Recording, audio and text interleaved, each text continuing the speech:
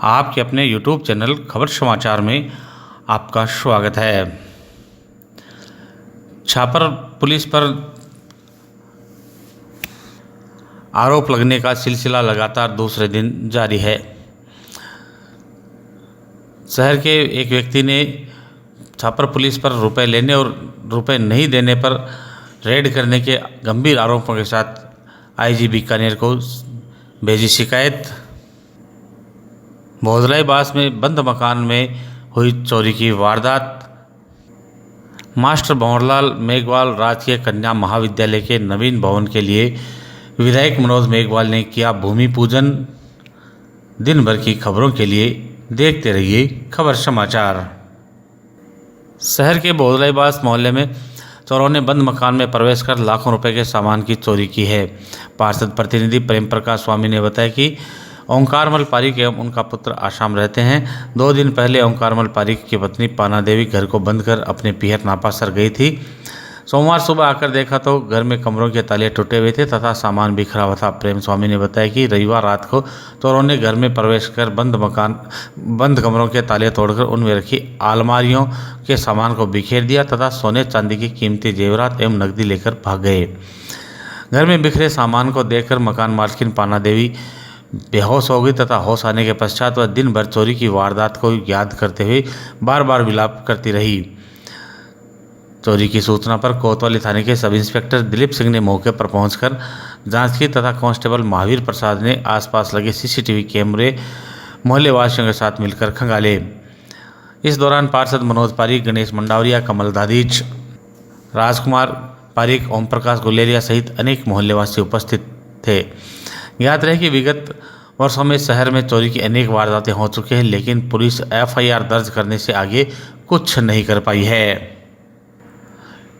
वहीं शहर की जनता को उम्मीद है कि पुलिस चोरी की वारदातों पर अंकुश लगा पाएगी तथा पिछले कुछ वर्षों में हुई चोरियों का जल्दी खुलासा कर पाएगी। देखते हैं पुलिस अब जनता के बीच अपने इकबाल को किस प्रकार कायम कर रख पाती है।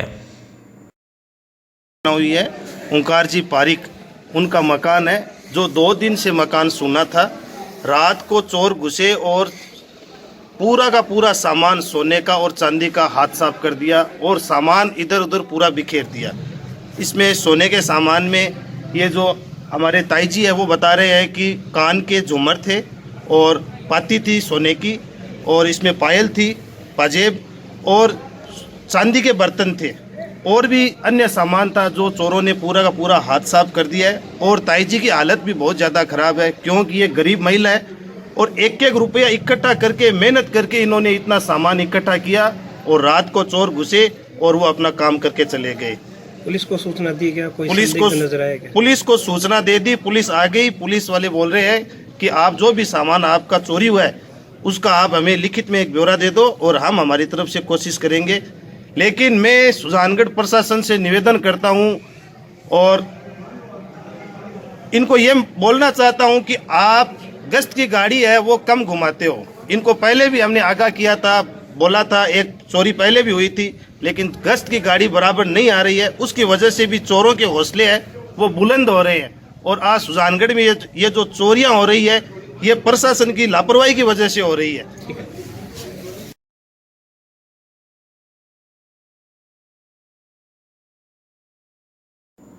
छापर पुलिस पर जुए सट्टे की आड़ में दादागिरी करने के आरोप को लेकर कस्बे के वार्ड नंबर 22 निवासी आसिफ काजी ने आईजी बीकानेर को शिकायत प्रेषित की है। पार्षद नेमीचंद द्वारा हस्ताक्षरित शिकायत में आसिफ ने छापर थानाधिकारी व पुलिस पर जुए सट्टे की आड़ में दादागिरी करने का आरोप लगाते हुए बताया है कि कांस्टेबल सुभाष सारण ने कुछ दिन पहले उससे संपर्क कर जुआ चलाने के लिए उसे प्रेरित किया। चलाने से इनकार करने पर कम मंथली लगाने का आश्वासन भी कांस्टेबल द्वारा देने का शिकायत में उल्लेख किया गया है। शिकायत में आरोप लगाया गया है कि सुभाष ने जुआ चलाने के लिए पैसे मांगे, पैसे नहीं देने पर झूठे मामले में फंसाने की धमकी दी। शिकायत में आसिफ ने बताया है कि उसने कई बार कांस्टेबल सुभाष को फ़ोनपे के माध्यम से रुपए भेजे। रुपए भेजना बंद करने पर पुलिस ने उसके घर पर रेड कर दी और उल्हाना देने थाने जाने पर आसिफ और उसके पिता को हवालात में बंद करने का आरोप शिकायत में लगाया गया है। ज्ञात रहे कि छापर नगरपालिका के 25 में से 17 पार्षदों ने गत दिवस डीजीपी को शिकायत भेजकर थानाधिकारी एवं पुलिस पर मंथली बंदी लेकर जुआ सट्टा चलाने सहित अनेक गंभीर आरोप लगाते हुए शिकायत की थी। डीजीपी को शिकायत भेजने वाले 17 में से 6 पार्षदों ने सोमवार को आईजी व एसपी के नाम से दोबारा ज्ञापन भेजकर अपने द्वारा पूर्व में की गई शिकायत में छापर पुलिस पर लगाए गए गंभीर आरोपों से वो मुकर गए हैं। अब देखना यह है कि छापर पुलिस पर जो गंभीर आरोप पार्षदों द्वारा जनप्रतिनिधियों द्वारा लगाए गए हैं उनकी पुलिस के आला अधिकारी किस प्रकार जांच करते हैं और कैसे कार्रवाई होती है। तो इस सब के लिए इंतजार करते हैं छापर की जनता की पुलिस के आला अधिकारी किस प्रकार से इस प्रकरण में कार्यवाही कर पुलिस के इकबाल को कायम रख पाते हैं। नमस्कार, मेरा नाम नेमीचंद है। मैं 22 नंबर वार्ड से कांग्रेस पार्षद हूँ और मेरे मोहल्ले की शिकायत थी। अजीज़ मोहम्मद काजी है जो जुआ सट्टा का काम करता था, आंख दड़े का सट्टा चलाता था और मोहल्ले वासियों ने मेरे पास आके बोले कि ये अच्छा नहीं है, इसको बंद करवाओ आप। तो मैंने मोहल्ले वासियों के साथ मिलके अजीज़ को जाके बोला कि ये अच्छा नहीं है, बंद कर दो आप। तो उन्होंने मेरी और मोहल्ले वासियों की सबकी बात है सुनी, तो उन्होंने वो बंद कर दिया। उन्होंने पुलिस प्रशासन को फ़ोन करके बोल दिया कि मैं ये सिस्टम आज से बंद कर रहा हूँ, मेरी कोई मंथली नहीं रहेगी।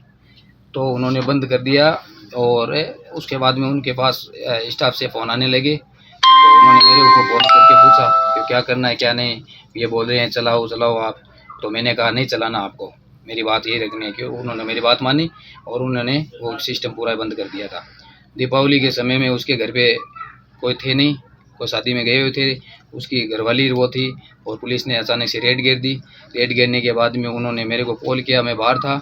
तो मैंने उनको बोला आप जाके पूछो पुलिस से प्रशासन से कि आपने रेड क्यों मारी है, हमारे तो ऐसा सिस्टम ही नहीं चल रहा है, तो रेड क्यों मारी है। तो फिर उन्होंने वो रेड उन्होंने पुलिस प्रशासन के पास गए और वहाँ जाते हैं उनको अजीज़ और अजीज़ के पुत्र को आसिफ को अंदर मैडम ने अंदर बंद कर दिया और उसकी घरवाली को वहाँ से बाहर निकाल दिया। तो उसकी घरवाली ने मेरे को कॉल किया कि उसको तो बंद कर दिया, अब क्या करना है।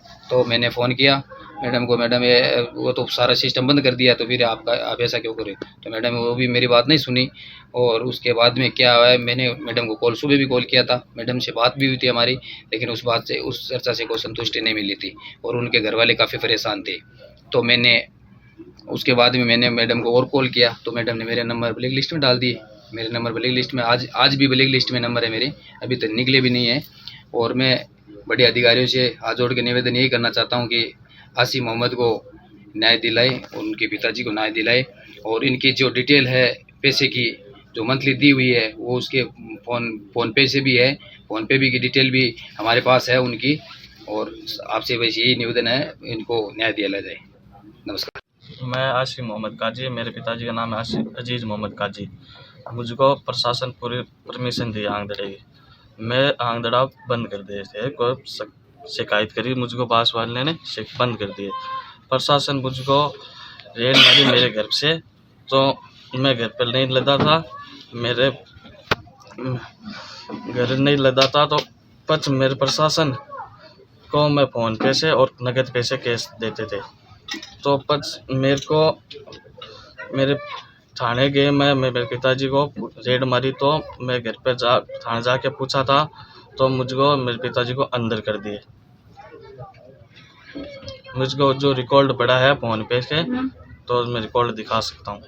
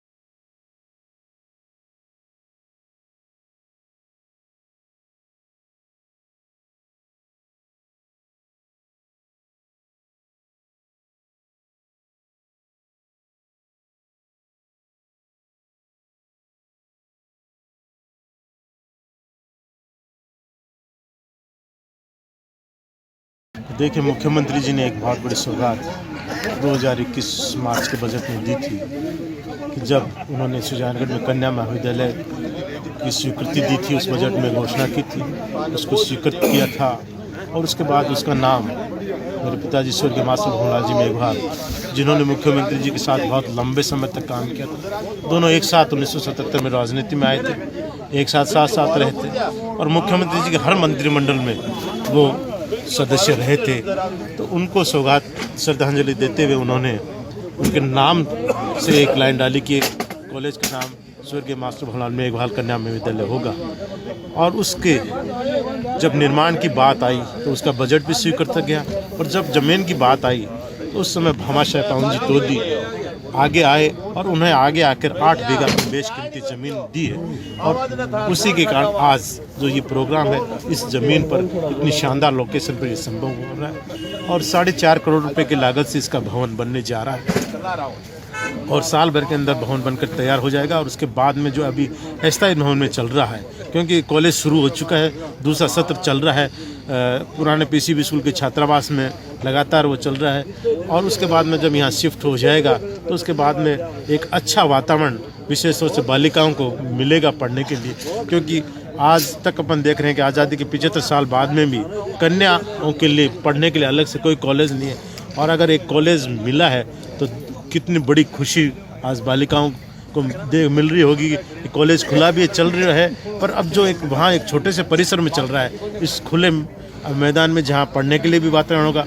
खेलने कूदने की भी जगह होगी और एक शानदार स्वच्छ और शुद्ध वातावरण में जब पढ़ाई का माहौल भी अच्छा बनेगा तो 1 साल बाद में जो तैयार होगा तो बहुत एक शानदार होगा। तो शानदार सौगात मुख्यमंत्री जी की भामाशाह पावन जी तोदी जिन्होंने उपलब्ध कराया और उसी के कारण आज अपन यहाँ सब जो ये प्रोग्राम है उसमें।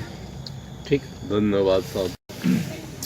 ये प्रेरणा मुझे बचपन से ही मेरे पिताजी को देखते हुए, उन्होंने हमेशा घर आए को कभी खाली हाथ नहीं भेजा। तो देखते हुए उसके बाद में बगड़िया परिवार द्वारा हॉस्पिटल या सुजानगढ़ में स्कूल घंटाघर आदि सब मैं देखता था, पिताजी देखते थे। तो रोजाना उनकी तरफ से बहुत काम होते थे, तो देखते देखते प्रेरणा तो हमेशा मिलती थी ऐसा करना चाहिए। थोड़ा थोड़ा करते करते ये जब उसके बाद में मास्टर भंवरलाल जी मेरे को कहते थे कि कोई ज़मीन कार्यालय के लिए कोई ज़मीन दो, कार्यालय के लिए। तो कार्यालय की ज़मीन तो मैं नहीं दे सका, लेकिन उनको ये मेरा आश्वासन दिया था कभी मैं आपको ज़मीन मेरी तरफ से उपलब्ध कराने की पूरी कोशिश करूँगा। उनके समय तो नहीं हो सका, लेकिन उसके बाद में मौका मिला और मेरे परिवार वालों ने मेरे को प्रोत्साहित किया कि भी आपकी ज़मीन खरीदी हुई है, आप किसी को भी दो, हमें क्या इतराज़ है, आपको देनी चाहिए, आपकी इच्छा है। तो जिस तरह से शिलान्यास ने आपने इस कॉलेज में जो भी बेटियाँ पढ़े उनको सरस्वती और लक्ष्मी दोनों एक साथ प्राप्त हो और वो कामयाब ऊँचाई अपने कामयाबी की पूरी ऊँचाइयाँ छुए और उनकी लेखनी से एक ऐसा लेख लिखा जाए तो इतिहास के पन्नों सुनहरे पन्नों में सर्वोल्लख समय लिखा जाए। तो वो साहब को नाम अमर रसी कि जो कॉलेज लड़कियाँ पढ़ेगी परिवार आगे बढ़ेगो, नाम तो अमर ही रहसी, बहुत यूँ ज़्यादा कीमती और क्या उससे आप बताओ। वहाँ को सपनों वह तो नहीं कर सका, लेकिन वहाँ को बेटो आज वो सपनों पूरा कर दिया और जमी दे दी पवन जी तो दिन ने। तो इस जमी का आज भाग बहुत ऊंचा हो गया, जमी को भाग बढ़िया आज बहुत।